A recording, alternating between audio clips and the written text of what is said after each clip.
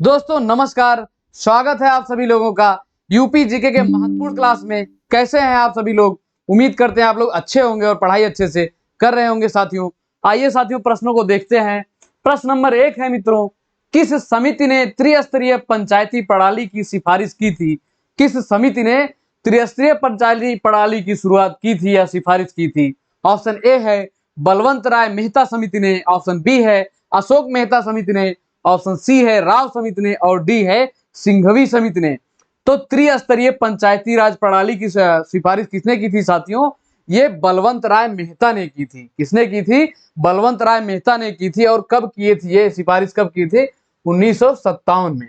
ठीक, अगला प्रश्न है, निम्न में किस नगर में नगर निगम नहीं है? इनमें से किस नगर में नगर निगम नहीं है? ऑप्शन ए है अलीगढ़, ऑप्शन बी है मुरादाबाद, ऑप्शन सी है सहारनपुर, ऑप्शन डी है आजमगढ़। तो इसमें से किस नगर में नगर निगम नहीं है साथियों? ये आजमगढ़ जो है इसमें नगर निगम नहीं है। ठीक, और आजमगढ़ से ओडीओपी याद करिए आप लोग, black pottery. Black pottery, black pottery जो कि ये आजमगढ़ के निजामाबाद से प्रसिद्ध है। ठीक, और सहारनपुर शाकंभरी देवी मंदिर के लिए जाना जाता है। शाकंभरी देवी मंदिर। ठीक, और अलीगढ़ साथियों ये जो है अपने उत्तर प्रदेश का 18वां मंडल है। कौन सा मंडल है? ये 18वां मंडल है जो कि 2008 में बनाया गया। कब बनाया गया था ये? 2008 में बनाया गया था। और अलीगढ़ को जो है हरिगढ़ कहते हैं। क्या कहते हैं? हरिगढ़। इसका पुराना नाम है हरिगढ़। ठीक, अगला प्रश्न है साथियों, उत्तराखंड के गठन के बाद उत्तर प्रदेश में विधानसभा सीटों की संख्या कितनी है? उत्तराखंड के गठन के बाद उत्तर प्रदेश में विधानसभा सीटों की संख्या कितनी है? ऑप्शन ए है 401, ऑप्शन बी है 202, ऑप्शन सी है 403 और ऑप्शन डी है 404। तो उत्तराखंड का गठन जो है उत्तर प्रदेश में 9 नवंबर 2000 को उत्तर प्रदेश के ये 13 जिलों को लेकर अलग हो गया था। कितने जिलों को लेकर? 13 जिलों को लेकर अलग हो गया था। तो उसके बाद पूछा जा रहा है कि जब ये उत्तराखंड अलग हो गया था, उत्तरांचल के रूप में ये अलग हुआ था। पहले इसका नाम क्या था? उत्तरांचल था, बाद में उत्तराखंड किया गया। तो जब ये अलग हुआ था, अलग हो गया, उसके बाद उत्तर प्रदेश विधानसभा में सीटों की संख्या कितनी है साथियों? तो ये 403 है, जो कि ये वर्तमान स्थिति है। अभी जो है 403 सीटें हैं। ठीक, अगला प्रश्न है, उत्तर प्रदेश में लोकायुक्त पद सृजित किया गया था। उत्तर प्रदेश में लोकायुक्त का पद कब सृजित किया गया था? ऑप्शन ए है 1975, ऑप्शन बी है 1950, ऑप्शन सी है 1977, ऑप्शन डी है 1965। तो उत्तर प्रदेश में लोकायुक्त का पद जो है साथियों ये 1975 में सृजित किया गया था। ठीक, अगला प्रश्न है, उत्तर प्रदेश के राजकीय चिन्ह में नहीं है। उत्तर प्रदेश के राजकीय चिन्ह में क्या नहीं है? ऑप्शन ए है मछलियां, ऑप्शन बी है धनुष, ऑप्शन सी है तीर, ऑप्शन डी है मोर। तो उत्तर प्रदेश के राजकीय चिन्ह में साथियों ये एक वृत्त में दो मछलियां हैं और एक तीर धनुष है। ठीक, ये एक तीर धनुष है। तो मछलियां, धनुष और तीर ये सभी हैं, लेकिन मोर जो है ये नहीं है। तो ऑप्शन डी इस प्रश्न का सही उत्तर है साथियों। अगला प्रश्न है, उत्तर प्रदेश का राजकीय पुष्प निम्नलिखित में से कौन सा है? उत्तर प्रदेश का राजकीय पुष्प इनमें से कौन सा है? ऑप्शन ए है टेसू, ऑप्शन बी है गुलाब, ऑप्शन सी है नीलकमल और डी है चंपा। तो उत्तर प्रदेश का राजकीय पुष्प कौन सा है साथियों? ये टेसू है या पलाश इसे कहा जाता है। पलाश, टेसू या पलाश। ठीक, ऑप्शन ए इस प्रश्न का सही उत्तर है साथियों। ये कुछ जो है शुरू से प्रश्न लिए हैं जो थोड़ा नॉर्मल लग रहे होंगे आपको, तो हम ये पीसीएस परीक्षा को फोकस करके परिचय इसको ले रहे हैं कि जीरो से हीरो तक सब रिवाइज हो जाए। ठीक, तो ऐसा ना सोचिएगा कि क्वेश्चन का लेवल बहुत आसान है या कैसे है। तो ये परीक्षा की दृष्टि से कि जो आप किताबों से परीक्षा के टाइम पे नहीं पढ़ पाते हैं, तो इस लेक्चर के माध्यम से आप जल्दी जल्दी रिवाइज कर पाएंगे। ठीक, अगला प्रश्न है साथियों, उत्तराखंड गठन से पूर्व राज्य विधान परिषद सदस्यों की संख्या कितनी थी? उत्तराखंड राज्य का गठन जब नहीं हुआ था, उत्तर प्रदेश से ये अलग नहीं हुआ था उत्तराखंड, तब विधान परिषद में सदस्यों की संख्या कितनी थी? ऑप्शन ए है 105, ऑप्शन बी है 106, ऑप्शन सी है 107 और डी है 108। तो जब उत्तराखंड और उत्तर प्रदेश दोनों मतलब उत्तराखंड अलग नहीं हुआ था, ये संपूर्ण उत्तर प्रदेश में था, तो ये जो है विधान परिषद की सीटों की संख्या 108 थी। ठीक, अगला प्रश्न है साथियों, उत्तर प्रदेश का मुख्य मेट्रोपॉलिटन मजिस्ट्रेट है, उत्तर प्रदेश का मुख्य मेट्रोपॉलिटन मजिस्ट्रेट कौन सा है? ऑप्शन ए है लखनऊ, ऑप्शन बी है आगरा, ऑप्शन सी है प्रयागराज, ऑप्शन डी है कानपुर। तो ये मुख्य मेट्रोपॉलिटन मजिस्ट्रेट किसे कहते हैं साथियों? ये मेट्रोपॉलिटन मजिस्ट्रेट उसे कहते हैं जिस नगर की जनसंख्या 1 लाख से 10 लाख से ज्यादा होती है। क्या होती है? 10 लाख से ज्यादा होती है। 10 लाख से ज्यादा जब किसी नगर की जनसंख्या होती है तो वहां के जो मजिस्ट्रेट नियुक्त किए जाते हैं उसी को कहते हैं मेट्रोपॉलिटन मजिस्ट्रेट। क्या कहते हैं? Metropolitan magistrate. तो मुख्य मेट्रोपॉलिटन मजिस्ट्रेट कौन सा है साथियों? ये कानपुर है उत्तर प्रदेश का। कौन सा है? कानपुर है। ठीक, अगला प्रश्न है साथियों, सेंट्रल ड्रग रिसर्च इंस्टीट्यूट कहां है? सेंट्रल ड्रग इंस्टीट्यूट कहां पर है साथियों? ऑप्शन ए है लखनऊ, ऑप्शन बी है कानपुर, ऑप्शन सी है गोंडा, ऑप्शन डी है प्रयागराज। तो सेंट्रल ड्रग रिसर्च इंस्टीट्यूट साथियों ये लखनऊ में है। कहां पर है? लखनऊ में। इसको CDRI भी बोलते हैं, CDRI। ये परीक्षा में ऐसे भी पूछ सकता है, इसका फुल फॉर्म या ऐसे ही पूछा जा सकता है कि CDRI कहां पर लोकेटेड है, कहां पर स्थित है। ठीक, और कानपुर में साथियों IIPR है, Indian institute of pulse research, दलहन शोध संस्थान जो है ये कानपुर में है। और गोंडा में साथियों एथेनॉल प्लांट लगाया जाएगा अभी, एथेनॉल प्लांट, एथेनॉल प्लांट लगाया जा रहा है। ये पेट्रोल में जो है मिक्स करके चलाया जाएगा, पेट्रोल की खपत को कम किया जाएगा, पेट्रोलियम पे निर्भरता जो है थोड़ा कम किया जाएगा। ठीक, अगला प्रश्न है, central institute of medicinal and aromatic plants, central institute of medicinal and aromatical plants कहां पर है? ऑप्शन ए है प्रयागराज, ऑप्शन बी है कन्नौज, ऑप्शन सी है सहारनपुर, ऑप्शन डी है लखनऊ। तो central institute of medicinal plant, medicinal and aromatic plant, तो इसको CMAP भी बोलते हैं, CIMAP, central institute of medicinal and aromatic plant. ये कहां पर है साथियों? ये उत्तर प्रदेश की राजधानी लखनऊ में है। कहां पर है? उत्तर प्रदेश की राजधानी लखनऊ। और कन्नौज को साथियों इत्र नगरी के नाम से जाना जाता है, इत्र नगरी, या इसका नाम है कान्य कुंज, कान्य कुंज। और एक नाम है इसका महोदय श्री, नगर महोदय श्री, महोदय श्री या नगर महोदय श्री, महोदय श्री। ये परीक्षाओं में पूछा जाता है इसका अगला नाम। ठीक, अगला प्रश्न है साथियों, सेंट्रल मैंगो रिसर्च इंस्टीट्यूट कहां पर है? सेंट्रल मैंगो रिसर्च इंस्टीट्यूट कहां पर है? ऑप्शन ए है सहारनपुर, ऑप्शन बी है अयोध्या, ऑप्शन सी है लखनऊ, ऑप्शन डी है कानपुर। तो सेंट्रल मैंगो रिसर्च इंस्टीट्यूट साथियों ये लखनऊ में है। कहां पर है? लखनऊ में है। और लखनऊ में आम का निर्यात जो किया जाता है ये नवाब ब्रांड से किया जाता है। जब आमों का निर्यात जो बाहर किया जाता है ये किस ब्रांड से किया जाता है? नवाब ब्रांड से। और एक ब्रांड इस समय जो है अभी किया गया है आमों के निर्यात के लिए, काकोरी ब्रांड, काकोरी ब्रांड।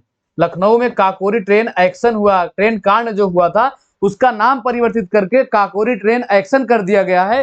तो उसी एक्शन के नाम पर काकोरी ब्रांड से आम का निर्यात किया जा रहा है। कहां पर? लखनऊ से।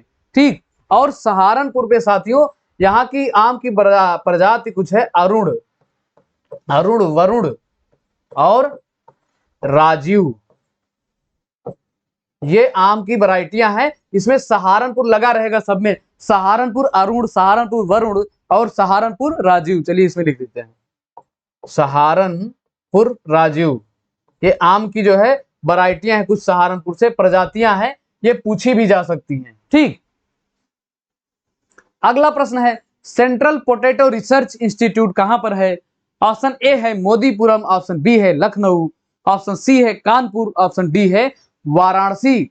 तो वाराणसी में साथियों सब्जी अनुसंधान संस्थान है। क्या है? सब्जी अनुसंधान संस्थान। अनुसंधान संस्थान कहां पर है? ये वाराणसी में है, सब्जी अनुसंधान संस्थान। और वाराणसी में एक है अंतरराष्ट्रीय चावल अनुसंधान संस्थान है, चावल अनुसंधान संस्थान। चावल अनुसंधान संस्थान कहां पर है? ये वाराणसी में है, अंतरराष्ट्रीय। ठीक। और सेंट्रल पोटैटो रिसर्च इंस्टीट्यूट कहां पर है साथियों? ये मोदीपुरम है। और मोदीपुरम कहां पर है साथियों? ये मेरठ में है, मेरठ में है मोदीपुरम, यहीं पर ये है सेंट्रल पोटैटो रिसर्च इंस्टीट्यूट। ठीक। अगला प्रश्न है साथियों, संजय गांधी स्नातकोत्तर आयुर्विज्ञान संस्थान कहां पर है? संजय गांधी आयुर्विज्ञान स्नातकोत्तर आयुर्विज्ञान संस्थान कहां पर है? ऑप्शन ए है लखनऊ, ऑप्शन बी है वाराणसी, ऑप्शन सी है मित्रों प्रयागराज, और डी है कानपुर। तो संजय गांधी स्नातकोत्तर आयुर्विज्ञान संस्थान साथियों ये लखनऊ में है, प्रदेश की राजधानी लखनऊ में है। ठीक। अगला प्रश्न है मित्रों, राजा टोडरमल सर्वे और भूलेख प्रशिक्षण संस्थान कहां पर है? राजा टोडरमल भूलेख प्रशिक्षण एवं भूलेख प्रशिक्षण संस्थान कहां पर है? सर्वे एवं भूलेख प्रशिक्षण संस्थान। ऑप्शन ए है हरदोई, ऑप्शन बी है लखनऊ, ऑप्शन सी है मेरठ, और डी है प्रयागराज। तो राजा टोडरमल सर्वे एवं भूलेख प्रशिक्षण संस्थान साथियों ये हरदोई में है। कहां पर है? हरदोई में है। और हरदोई का प्राचीन नाम है साथियों हरिद्रोही, हरिद्रोही। ये जितने भी जिलों के या नगरों के प्राचीन नाम हम आपको बताते हैं, इसको याद किया करिए, नोट किया करिए अगर नहीं पता है तो, और पता है तो बहुत अच्छी बात है, ये परीक्षाओं में पूछे जाते हैं। ठीक। अगला प्रश्न है साथियों, गौतम बुद्ध नगर जिले का मुख्यालय है, गौतम बुद्ध नगर जिले का मुख्यालय इनमें से कौन सा है? ऑप्शन ए है ग्रेटर नोएडा, ऑप्शन बी है गाजियाबाद, ऑप्शन सी है रमाबाई नगर, और डी है नोएडा में। तो गौतम बुद्ध नगर जिले का मुख्यालय साथियों ये ग्रेटर नोएडा में है। कहां पर है? ग्रेटर नोएडा में है। ठीक। और अभी स्वच्छ सर्वेक्षण जो है रैंकिंग जारी किया गया था, तो उत्तर प्रदेश में ये नोएडा जो है पहले स्थान पर है, फर्स्ट। ठीक। अगला प्रश्न है साथियों, अवध राज्य का ब्रिटिश साम्राज्य में विलय किस वर्ष हुआ था? आप लोग कहेंगे आज 15 से 16 आ गया, आज 30 क्वेश्चन है, और धीरे धीरे क्वेश्चनों को हम 50 तक ले जाएंगे, लेकिन धीरे धीरे, ताकि आप लोग चौंके नहीं कि आज तो ज्यादा हो गया। धीरे धीरे आपके क्वेश्चनों की संख्या हम बढ़ाएंगे, और इसमें क्लास में अभी करंट के क्वेश्चन भी लाएंगे। अभी हम पुराना इसलिए रिवाइज करवा रहे हैं कि पेपर है तो उसको ध्यान में रखते हैं। ठीक। अगला प्रश्न है, अवध राज्य का ब्रिटिश साम्राज्य में विलय किस वर्ष हुआ था? अवध राज्य का ब्रिटिश राज्य में कब विलय हुआ था ब्रिटिश साम्राज्य में? ऑप्शन ए है 1856, ऑप्शन बी है 1855, सी है 1854, और डी है 1853। तो अवध राज्य का ब्रिटिश साम्राज्य में जो है विलय हुआ था साथियों ये 1856 में हुआ था। कब हुआ था? 1856 में। अगला प्रश्न है, मंगल पांडे किस बटालियन के सिपाही थे? मंगल पांडे किस बटालियन के सिपाही थे? ये बहुत बार क्वेश्चन पूछा गया है, और ये जितने भी क्वेश्चन आपको हम करवा रहे हैं ये विभिन्न परीक्षाओं में कहीं ना कहीं पूछे गए हैं, प्रीवियस ईयर क्वेश्चन है, इसलिए आपको डिस्कस कर रहे हैं, कुछ ना कुछ तो फंस ही जाए आपके एग्जाम में। ठीक। तो मंगल पांडे किस बटालियन के सिपाही थे साथियों? ऑप्शन ए है 19वीं नेटिव इन्फेंट्री के, ऑप्शन बी है 25वीं नेटिव इन्फेंट्री का, ऑप्शन सी है 34वीं नेटिव इन्फेंट्री का, और डी है 49वीं नेटिव इन्फेंट्री का। तो मंगल पांडे जो है साथियों ये 34वें नेटिव इन्फेंट्री का बटालियन के सिपाही थे। कहां के? 34वें नेटिव इन्फेंट्री बटालियन का। ये पूरा याद करके रखिएगा, ये पूछा जाता है। ठीक। अगला प्रश्न है मित्रों, निम्नलिखित में से किसे शेर ए बलिया के नाम से जाना जाता है? शेर ए बलिया के नाम से किसे जाना जाता है? ऑप्शन ए है भगत सिंह, ऑप्शन बी है चंद्रशेखर आजाद, ऑप्शन सी है चित्तू पांडे, और डी है मंगल पांडे। तो शेर ए बलिया के नाम से या बागी बलिया के नाम से किसे जानते हैं साथियों? ये चित्तू पांडे को जानते हैं। किसे जाना जाता है? चित्तू पांडे को। अगला प्रश्न है, अवध की रियासत से उस प्रसिद्ध योद्धा बेगम का नाम क्या है जिन्होंने 1857 के विद्रोह में अंग्रेजों के साथ होने वाली लड़ाई में भाग लिया था?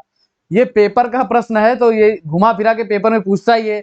सीधे सीधे इसका मतलब है कि 1857 की क्रांति में कौन सी ऐसी योद्धा थी, कौन सी बेगम थी जिन्होंने अंग्रेजों के साथ युद्ध किया था? ऑप्शन ए है बेगम हजरत महल, ऑप्शन बी है बेगम रजिया सुल्तान, ऑप्शन सी है बेगम जहां आरा, और डी है बेगम मेहरुनिसा। तो ये अवध की रियासत में 1857 में साथियों ये बेगम हजरत महल ने अंग्रेजों के साथ विद्रोह में भाग लिया था या लड़ाई में भाग लिया था। ठीक, और ये कहां से इन्होंने भाग लिया था? ये लखनऊ से लिया था, प्रदेश की राजधानी लखनऊ से लिया था इन्होंने। और ये बेगम जो रजिया सुल्तान है साथियों, इसके बारे में थोड़ा सा बता दें, ये दिल्ली सल्तनत में राजगद्दी पर बैठने वाली अभी जो है पहली मुस्लिम महिला थी। पहली महिला तो थी लेकिन पहली मुस्लिम महिला थी। इसके पहले कोई मुस्लिम महिला इनके सल्तनत में नहीं बैठा था, मुस्लिम महिला। यही महिला जो है बेगम रजिया सुल्तान, इसी ने दिल्ली की गद्दी पर पहली बार शासन किया था। ठीक, अगला प्रश्न है, वर्ष 1857 के विद्रोह में कानपुर के नेता कौन थे? 1857 का विद्रोह जो हुआ था उसमें कानपुर के नेता कौन थे, या कानपुर से किसने नेतृत्व किया था? इसे ऐसा भी क्वेश्चन पूछा जाता है। ऑप्शन ए है तात्या टोपे, ऑप्शन बी है कुंवर जगदीश सिंह, ऑप्शन सी है नाना साहेब, और ऑप्शन डी है वाजिद अली शाह। तो 1857 के विद्रोह में कानपुर से साथियों ये नाना साहेब नेतृत्व किए थे। कौन किया था? नाना साहेब। अगला प्रश्न है, महालवाड़ी प्रणाली कहां लागू की गई? महालवाड़ी प्रणाली किस राज्य में लागू की गई, कहां पर लागू की गई? ऑप्शन ए है बिहार, ऑप्शन बी है उत्तर प्रदेश, ऑप्शन सी है महाराष्ट्र, और डी है मद्रास। तो महालवाड़ी प्रणाली साथियों ये उत्तर प्रदेश में लागू की गई थी। कहां पर लागू की गई थी? उत्तर प्रदेश में।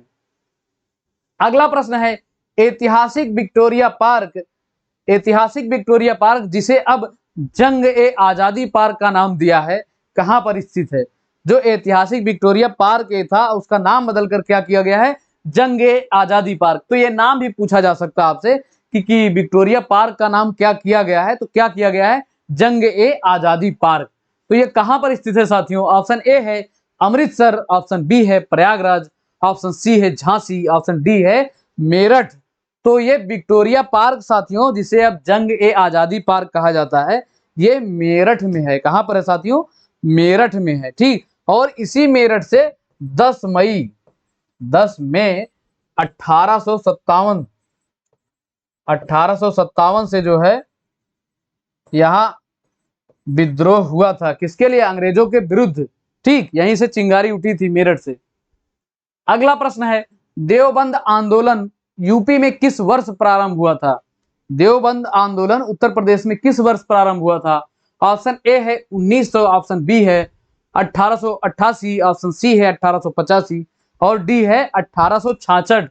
तो ये देवबंद आंदोलन यूपी में, उस टाइम यूपी तो नहीं था, अब है यूपी, वो उस समय जो है संयुक्त प्रांत के नाम से जाना जाता था अपना उत्तर प्रदेश। संयुक्त प्रांत के नाम से, संयुक्त प्रांत के नाम से जाना जाता था। और ये कब हुआ था देवबंद आंदोलन? 1866 में हुआ था साथियों, 1866। अगला प्रश्न है, ब्रज भाषा बोलने वालों का घर किस क्षेत्र में आता है? देख रहा विनोद किस तरीके से प्रश्न पूछा जाता है, एरिया इसको क्षेत्र देके पूछा जा रहा है कि इनका घर कहां पर होगा। नहीं तो जिला दिया जाता था तो जिले से आदमी थोड़ा आसानी से क्वेश्चन को कर लेता था, लेकिन इसमें क्या पूछा गया परीक्षा में? ब्रज भाषा बोलने वालों का घर किस क्षेत्र में है? ऑप्शन ए है ऊपरी दोआब, ऑप्शन बी है निचली दोआब, ऑप्शन सी है बुंदेलखंड, और डी है रोहिलखंड। तो ब्रज भाषा बोलने वालों का जो है घर साथियों ये निचली दोआब में पड़ता है। और आप लोग कमेंट करके बताएंगे निचली दोआब में कौन कौन से जिले आते हैं उत्तर प्रदेश के, जरूर कमेंट करिएगा, आप बताइएगा। ठीक, नहीं तो हम मानेंगे आप लोगों को नहीं आता है। ठीक, अगला प्रश्न है, निम्नलिखित में से किस स्थान को सितार और सुरबहार संगीत के इमदाद खानी घराना के लिए जाना जाता है? किसके लिए? सितार और सुरबहार संगीत के इमदाद खानी घराना के लिए जाना जाता है। ऑप्शन ए है आगरा, ऑप्शन बी है लखनऊ, ऑप्शन सी है इटावा, और डी है वाराणसी।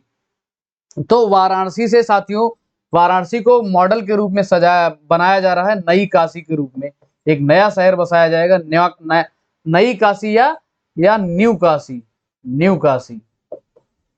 और यहीं पर रुद्राक्ष कन्वेंशन सेंटर है साथियों, रुद्राक्ष कन्वेंशन सेंटर ये अभी बनाया जा रहा है, निर्माणाधीन है सेंटर।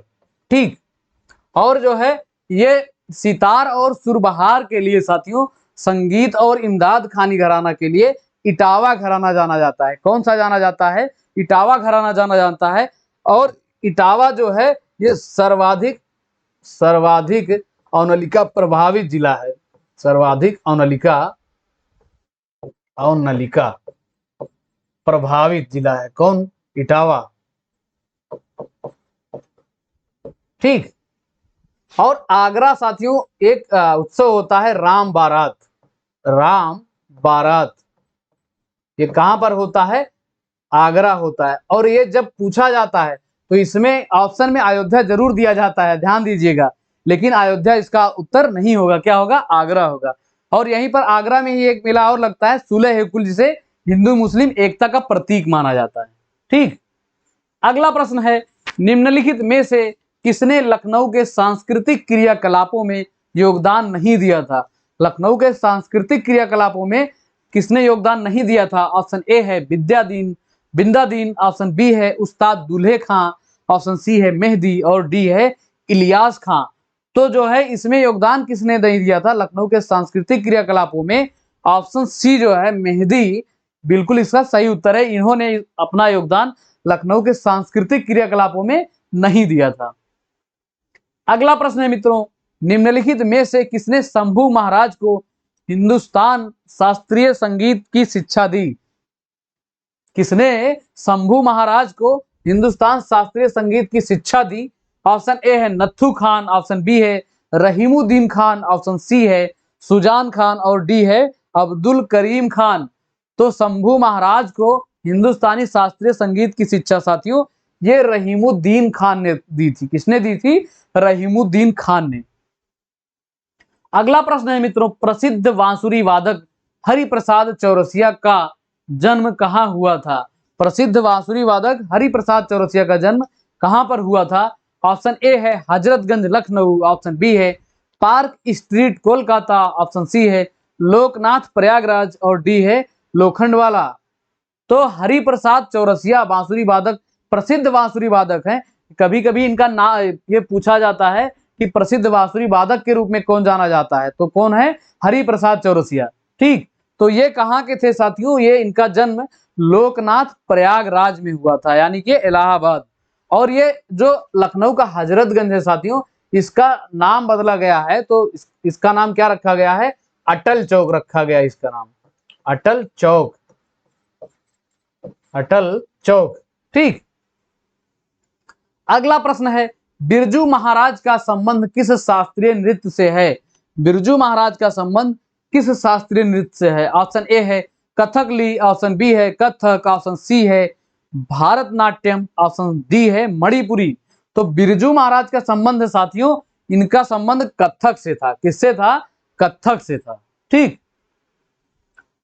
अगला प्रश्न है साथियों, निम्नलिखित में से कौन एक कथक कलाकार नहीं है? इनमें से बताना है आपको कौन से एक जो है जो कथक कलाकार नहीं है। ऑप्शन ए है बिरजू महाराज, ऑप्शन बी है किशन महाराज, ऑप्शन सी है लच्छू महाराज और डी है सितारा देवी। तो इसमें कथक कलाकार कौन नहीं है साथियों? ये किशन महाराज जो है कथक कलाकार नहीं है, ये प्रसिद्ध तबला वादक हैं। क्या है ये? तबला वादक, प्रसिद्ध तबला वादक। कौन है ये? ये किशन महाराज हैं। ठीक। तो मित्रों प्रश्न हमारे इतने ही थे आज, और लगभग अब ये 30 क्वेश्चन चलेगा, हफ्ते 10 दिन तो चलेगा। धीरे धीरे हम क्वेश्चनों की सीरीज बढ़ाएंगे, जैसे जैसे आपको अच्छा लगेगा, पढ़ने में इंटरेस्ट आएगा आपको, वैसे क्वेश्चन जो है लाते रहेंगे। ठीक। तो चैनल को सब्सक्राइब करिएगा और वीडियो को लाइक करिएगा, मित्रों के साथ जरूर शेयर करिएगा। ठीक। शेयरिंग इज केयरिंग, जरूर करना शेयर। तो ठीक है मित्रों, मिलते हैं कल एक दमदार क्लास में। तब तक के लिए जय हिंद, जय भारत।